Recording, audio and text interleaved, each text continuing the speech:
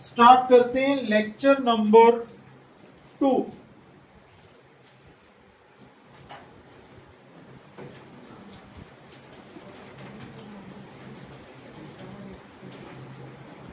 बेटा lecture number 2 में मैं आयोनाइजेशन एनर्जी के बारे में डिस्कस करने लगा। टॉपिक क्या है? सबसे पहले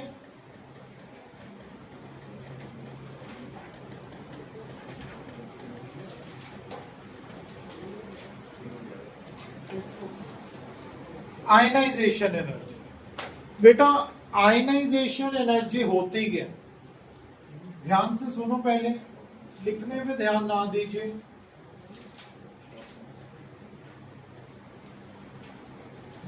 अगर ये एटम है, देखो जैसे आउटर मोस्ट शेल का इलेक्ट्रॉन बाहर निकालने के लिए जो एनर्जी रिक्वायर्ड है आइसोलेटेड गैसियस एटम में means minimum amount of energy required by outermost shell electron to be omitted from isolated gaseous atom। लिख लो, minimum amount of energy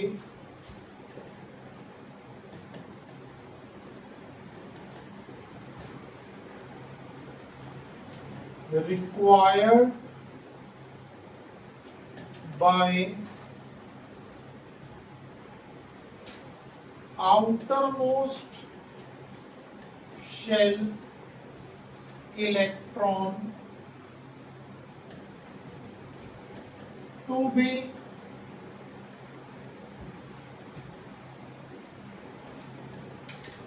omitted from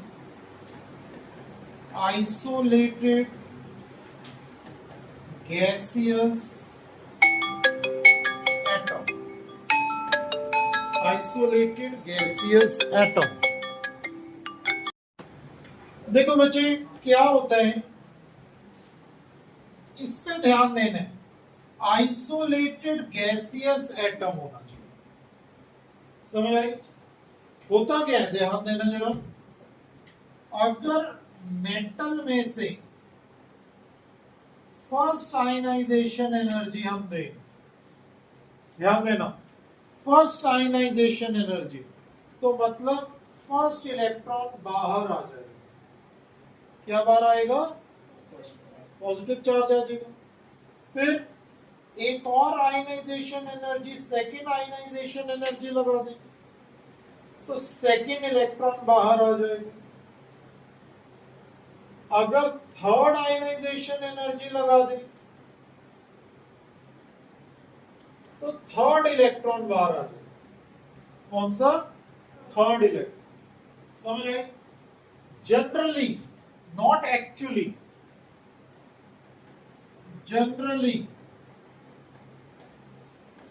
अगर हम देखें तो third ionization energy is always greater than second, greater than first, generally, not actually। ठीक है? अब आपको वहां पे कोई क्वेश्चन आ गया, मान लीजिए कि आपको बोलेंगे वो कि मैग्नीशियम एलिमेंट की ionization energies first, second, third का इंक्रीजिंग ऑर्डर बता दो। क्या बता दो? Increasing order. तो आप कैसे करेंगे? मैग्नीशियम में फर्स्ट आयनाइजेशन एनर्जी अप्लाई हुई, क्या बना? मैग्नीशियम। फिर सेकेंड अप्लाई होगी, 2 पॉजिटिव। फिर थर्ड होगी मैग्नीशियम 3 पॉजिटिव। लिख दोगे? इलेक्ट्रॉनिक कॉन्फ़िगरेशन लिखना ना भूलना, शॉर्ट में क्या होती है? Neon 3s2।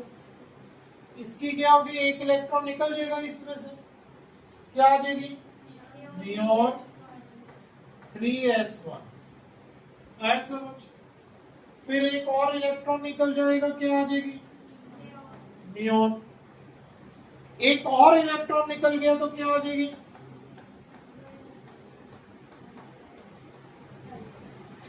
प्रैक्टिकली पॉसिबल नहीं है ये इलेक्ट्रॉन निकलना, लेकिन हमने क्योंकि आयनाइजेशन एनर्जी का कंसेप्ट लगाना है तो हम करके देखें। अब देखो, इन तीनों में सबसे ज्यादा एनर्जी किसकी लगेगी? कौन सी लगेगी? तीनों। देखो, आपको एक कंसेप्ट कराया था कि हाफ फिल्ड और फुली फिल्ड ऑर्बिटल्स ज्यादा स्टेबल हो, ये याद रखना बेटा। नियॉन है ना, तो इसकी कॉन्फ़िगरेशन में क्या आता है? 1s2 2s2 2p, ये फुली फिल्ड हो गया। देखो, 3 ऑर्बिटल होते हैं p में, 6 इलेक्ट्रॉन, 1 2 3 4 5 6, बोलो। और नॉर्मल गैस भी है, मतलब स्टेबल है ये। अब इससे इलेक्ट्रॉन निकालना आसान होगा कि मुश्किल? मुश्किल होगा, सबसे ज्यादा मुश्किल होगा। तो इसकी सबसे ज्यादा एनर्जी लगेगी। तो सबसे ज्यादा एनर्जी किसकी लगेगी? बोलो, थर्ड की। यस और नो? अब बताओ, सेकंड ज्यादा किसकी लगेगी? ये इलेक्ट्रॉन्स क्या है? पेयर्ड अप है। अरे बोलो। और ये सिंगल इलेक्ट्रॉन है। अगर ये इलेक्ट्रॉन निकाल देंगे तो नोबल गैस स्टेबल तक पहुंचेंगे। कहां तक पहुंचेंगे? Stable configuration. तो वो जल्दी निकलना चाहेगा, क्यों? ताकि वो स्टेबिलिटी की तरफ जा सके, ताकि वो स्टेबिलिटी की तरफ जा सके। तो इसमें कम एनर्जी लगेगी कि ज्यादा? कम लगेगी। इन बिटवीन कौन आएगा? फर्स्ट। तो सबसे ज्यादा एनर्जी किसकी लगी बेटा? सबसे कम किसकी लगी? बोलो। Second one. फिर फर्स्ट वन, फिर थर्ड वन। ये ऑर्डर आ गया आयनाइजेशन एनर्जी। क्लियर है ये बेटा? स्कैंडियम में कॉन्फ़िगरेशन ये होती है, 18 तक ये हो गया, 19 20 और 21। ठीक है। स्कैंडियम फर्स्ट आयनाइजेशन एनर्जी लगा दी, स्कैंडियम पॉजिटिव आ गया। फिर सेकेंड आयनाइजेशन एनर्जी लगा दी, स्कैंडियम 2 पॉजिटिव आ गया। थर्ड आयनाइजेशन एनर्जी लगा दी, बोलो। स्कैंडियम 3 पॉजिटिव आ गया। ये क्लियर हुआ? अब बात समझना, इसकी कॉन्फ़िगरेशन आर्गन 4s2 3d1, इसकी क्या होगी? आर्गन 4s1 3d1, इसकी क्या होगी?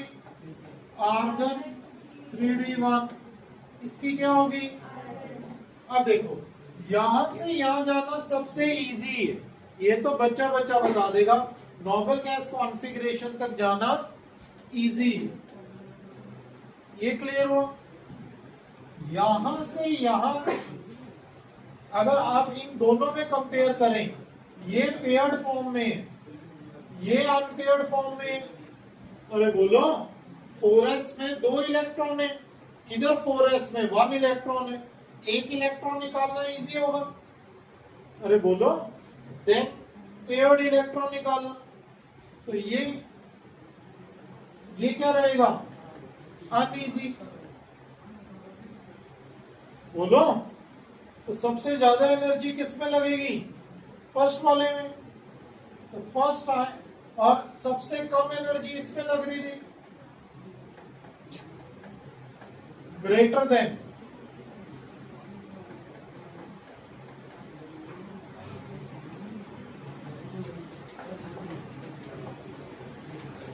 मैंने डिक्रीजिंग ऑर्डर पूछा था, है ना? तो डिक्रीजिंग ऑर्डर में सबसे ज्यादा एनर्जी किसमें लगी? फर्स्ट में। और उससे कम किसमें लगी? सेकेंड में। उससे कम किसमें लगी? थर्ड में। तो this is your answer. Next one is factors affecting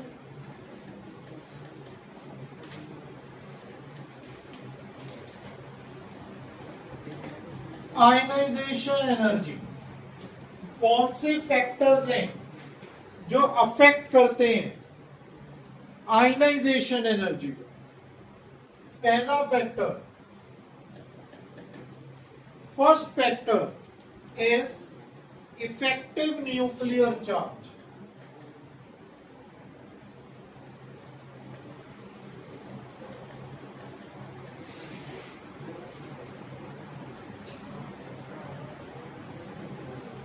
ठीक है, इफेक्टिव न्यूक्लियर चार्ज,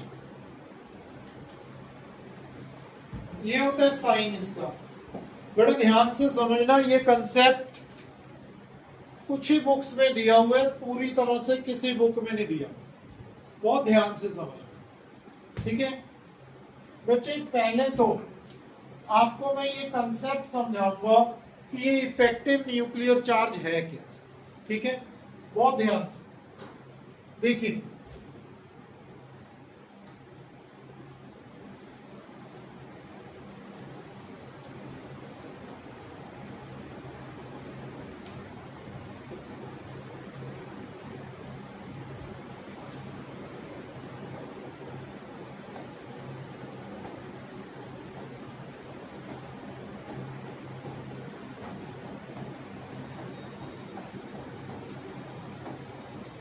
ये हमारा मान लीजिए कोई भी एलिमेंट जिसमें पहले शेल में 2 इलेक्ट्रॉन है, दूसरे में 8 है और तीसरे में 3 है। बहुत ध्यान से बच्चे, मान लो हमने इस इलेक्ट्रॉन को निकालना है बाहर। ठीक है, जिस इलेक्ट्रॉन को बाहर निकालते हैं उसे टारगेट इलेक्ट्रॉन कहते हैं।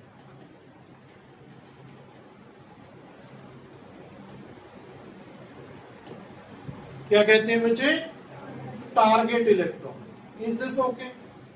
अब ये जो न्यूक्लियस से अट्रैक्शन रखे हुए,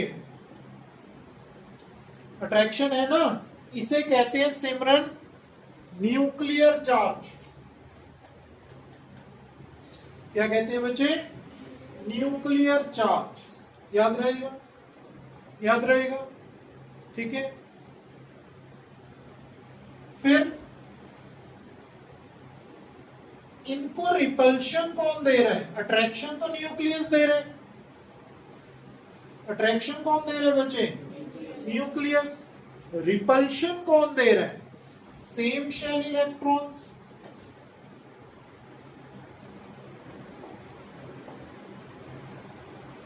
सेम शेल इलेक्ट्रॉन्स रिपल्शन देंगे, और इनर शेल इलेक्ट्रॉन्स, यस और नो, रिपल्शन देंगे। और सारे के सारे इनर शेल इलेक्ट्रॉन्स। ये नहीं कि ये नहीं दे रहे, ये भी दे रहे, क्योंकि रिवॉल्व हो रहा है ना बच्चे, इलेक्ट्रॉन तो रिवॉल्व हो रहे हैं। अरे बोलो, तो सारे इलेक्ट्रॉन सेम शेल के और इनर शेल के इलेक्ट्रॉन्स रिपल्शन प्रोवाइड करेंगे। तो रिपल्शंस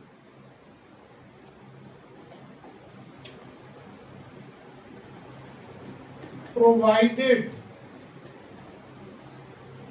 बाय सेम शेल और इनर शेल electrons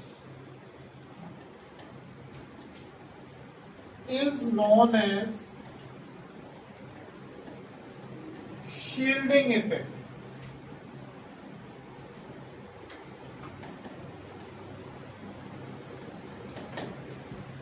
इसको क्या कहते हैं बच्चे? शील्डिंग इफेक्ट कहते हैं। और बड़े ध्यान से समझना, अट्रैक्शन कौन दे रहा था? न्यूक्लियस। और रिपल्शन कौन दे रहे हैं? अरे बोलो, सेम शेल और इनर शेल इलेक्ट्रॉन्स। तो अभी भी ये न्यूक्लियस होल्ड किए हुए, तो जो अट्रैक्शन कम होगी ना इसके कारण, जो अट्रैक्शन बची न्यूक्लियस के थ्रू, उसको कहते हैं इफेक्टिव न्यूक्लियर चार्ज। क्या होता है? Nuclear charge minus sigma, sigma is shielding effect. क्या होता है बच्चे? Shielding effect. क्लियर है? देखो, इफेक्टिव न्यूक्लियर चार्ज क्या है? ठीक है, जैसे मैं एक किसी बच्चे का हैंड होल्ड करता हूं और बाकी बच्चे, ठीक है, उसको अपनी तरफ खींच रहे हैं, कि वो हैंड होल्ड जो मैं कर रहा हूं उसकी पावर कम हो रही है कि नहीं? यस और नो? अरे बोलो, पावर कम हो रही है कि नहीं? That is effective nuclear charge. जो पावर मेरे पास माइनस करके बची हैंड होल्ड करने में, वो क्या कह दिया? Effective nuclear charge. पहले कितनी पावर थी मेरे पास टारगेट इलेक्ट्रॉन को होल्ड करने की?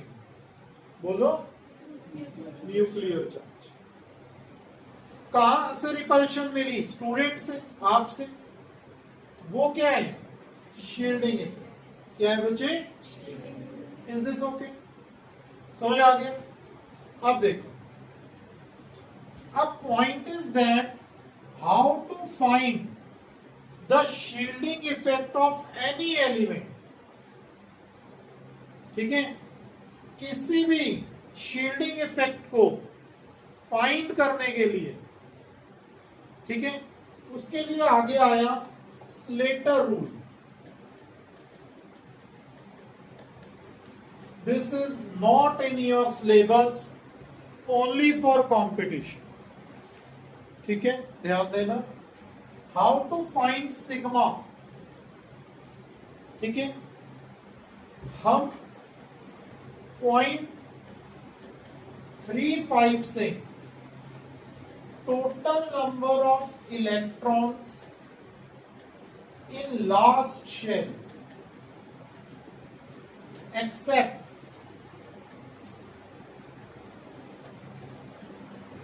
टारगेट इलेक्ट्रॉन,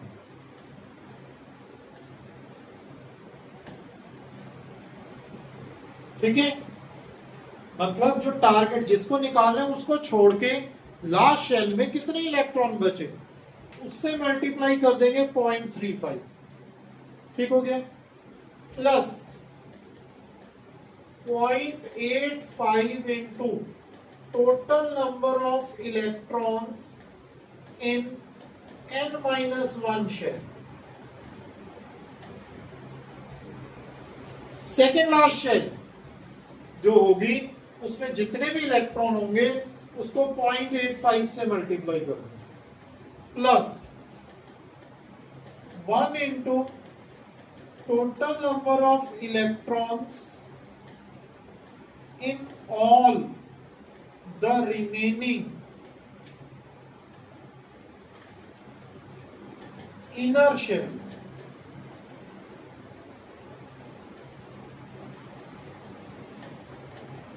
इनसाइड जितनी भी शेल्स हैं उसमें जितने भी इलेक्ट्रॉन्स हैं सेकेंड लास्ट के अंदर, उसको 1 से मल्टीप्लाई करेंगे। किससे मल्टीप्लाई कर देंगे? 1 से। मुझे समझ आ रहा है? ठीक है, अब अप्लाई करके भी दिखा दो, अप्लाई करके भी देखते हैं। देखो, मान लो मेरे पास एलिमेंट है जिंक, इसका मैंने इफेक्टिव न्यूक्लियर चार्ज फाइंड करना है। क्या फाइंड करना है? बड़े ध्यान से समझना। और क्या होगा ये nuclear charge minus sigma. Nuclear charge होता है बच्चे एटॉमिक नंबर, याद रहेगा क्या होता है बच्चे, एटॉमिक नंबर। और सब जानते हैं जिंक का एटॉमिक नंबर 30 होता है बच्चे, क्लियर। अगर सिग्मा आ गया तो हमारा आंसर आ जाएगा सब्ट्रैक्ट करके। तो हाउ टू फाइंड सिग्मा, पहले जिंक की इलेक्ट्रॉनिक कॉन्फ़िगरेशन लिखनी है पूरी, शॉर्टर वर्जन नहीं लिखना।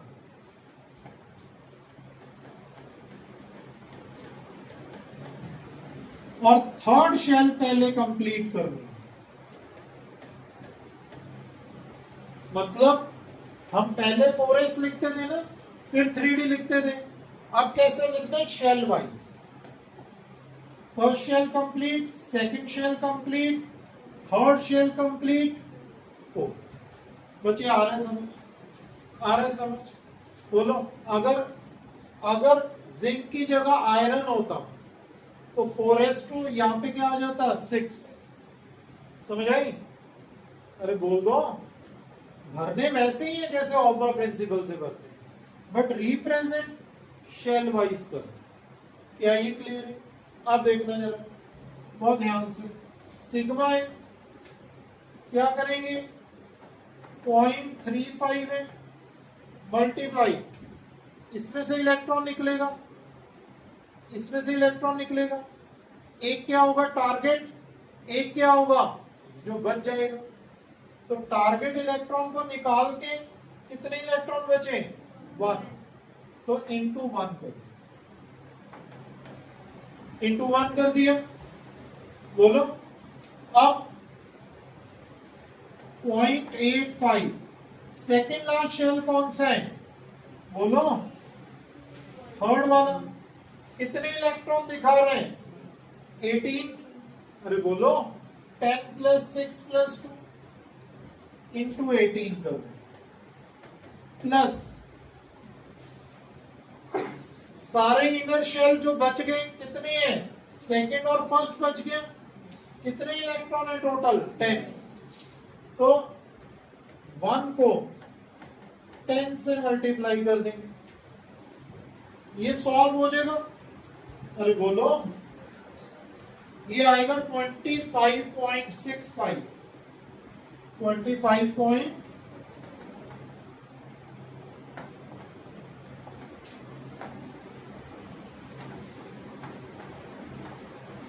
सिग्मा आ गया, सॉल्व करके सॉल्व कर लोगे। अब इफेक्टिव न्यूक्लियर चार्ज क्या बनेगा 30 माइनस 25.65, दैट इज 4.35। तो ये आपका इफेक्टिव न्यूक्लियर चार्ज होगा 4.35 फॉर जिंक, फॉर जिंक।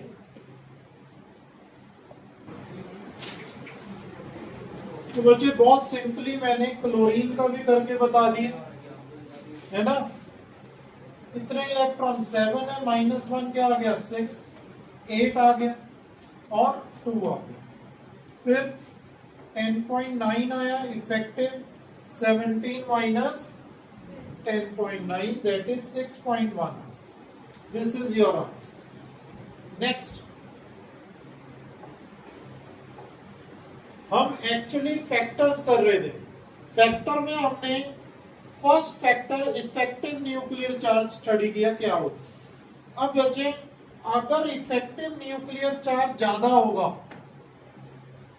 बोलो अगर इफेक्टिव न्यूक्लियर चार्ज ज्यादा होगा तो इलेक्ट्रॉन को होल्ड करने की टेंडेंसी ज्यादा नहीं होगी। अरे बोलो इफेक्टिव न्यूक्लियर ज्यादा है तो होल्ड करने की टेंडेंसी है ना, क्या होगी ज्यादा। तो आयनाइजेशन एनर्जी कम होगी कि ज्यादा, ज्यादा लगेगी इलेक्ट्रॉन निकालने के लिए। मतलब अगर हमने होल्ड अच्छे से किया हुआ है, न्यूक्लियस ने अच्छे से होल्ड किया टारगेट इलेक्ट्रॉन को, तो एनर्जी ज्यादा लगेगी आयनाइजेशन। तो effective nuclear charge is directly proportional to ionization energy. ठीक है, क्लियर है बच्चे। Second factor is atomic size और atomic radii. देखो बच्चे, आपको मैंने एक बात बहुत क्लियरली बताई थी, left to right in a period atomic size क्या होते हैं, डिक्रीज, और down the group atomic size increases. समझ आई? अब देखो, अब अगर लेफ्ट टू राइट जाएंगे साइज डिक्रीज हो रहे, अरे बोलो, न्यूक्लियस अच्छे से होल्ड कर रहे हैं, तो इलेक्ट्रॉन निकालना मुश्किल होगा कि इजी? मुश्किल होगा. तो आयनाइजेशन एनर्जी क्या हो जाएगी? आयनाइजेशन एनर्जी क्या हो जाएगी? इंक्रीज. अब देखो, डाउन द ग्रुप शेल बढ़ रही है, साइज बढ़ रहे हैं, इलेक्ट्रॉन न्यूक्लियस से दूर जा रहे हैं. जितना इलेक्ट्रॉन न्यूक्लियस से दूर जाएगा, ठीक है, इलेक्ट्रॉन निकालना आसान होगा कि मुश्किल? आसान होगा. तो आयनाइजेशन एनर्जी क्या होगी? डिक्रीज. जैसे आप मेरे से जितना दूर बैठोगे तो उतनी आयनाइजेशन एनर्जी क्या हो जाएगी? डिक्रीज. निकालना क्या हो जाएगा? आसान. ठीक है, तो ध्यान दीजिएगा. ठीक है, तो atomic size is inversely proportional to ionization energy. Is this okay? बोलो. Next is penetration.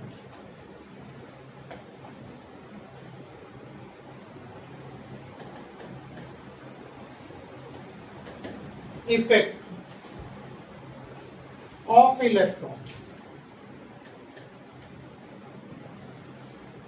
ठीक है, देखो बच्चे, अगर इलेक्ट्रॉन, मैंने आपको समझाया था शेल के अंदर क्या होते हैं? सब शेल्स, है ना. अगर इलेक्ट्रॉन ज्यादा पेनिट्रेट करेगा तो वो किधर आ जाएगा? एस के पास. और अगर कम करेगा तो किधर आएगा? आउटर मोस्ट एफ पे आएगा. समझ आई? तो सबसे ज्यादा एनर्जी इलेक्ट्रॉन की निकालने के लिए किस में लगेगी? एस में कि एफ में? एस में, क्योंकि वो न्यूक्लियस के क्लोजर है. तो हम कहेंगे S has greater than P than D than. समझ आई? Next one, fourth, shielding.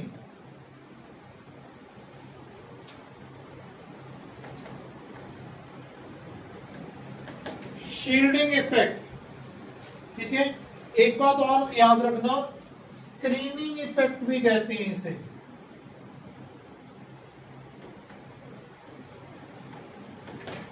क्या कहते हैं? स्क्रीनिंग इफेक्ट भी कहते हैं इसे. बहुत ध्यान से समझना. शील्डिंग इफेक्ट अगर ज्यादा होगा, ये होता है फॉर्मूला, ये शील्डिंग इफेक्ट. अगर सिग्मा ज्यादा होगा तो ये वैल्यू कम आएगी कि ज्यादा? ये बढ़ा तो ये कम होगा. अरे बोलो, ये कम हुआ तो ये बढ़ेगा. अरे बोलो, इनवर्सली हो गया ना. तो शील्डिंग इफेक्ट अगर इंक्रीज होती है तो इलेक्ट्रॉन निकालना आसान हो जाता है ना. आयनाइजेशन एनर्जी क्या लगेगी? कम. तो this is inversely proportional to ionization energy. याद रखो. ये मैं इसलिए लिखा रहा हूं कि याद रहे. आपको ऐसे नहीं लिख के आना उधर, आपको पूरा एक्सप्लेनेशन लिखनी है, paper points. Last fifth point, fifth factor is electronic configuration.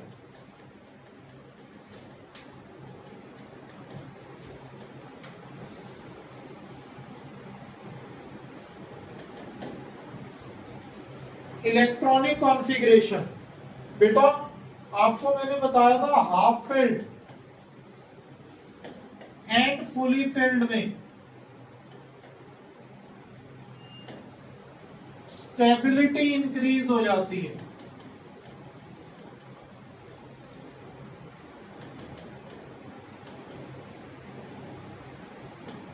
बोलो, स्टेबिलिटी इंक्रीज होएगी तो ये आयनाइजेशन एनर्जी कम होगी कि ज्यादा?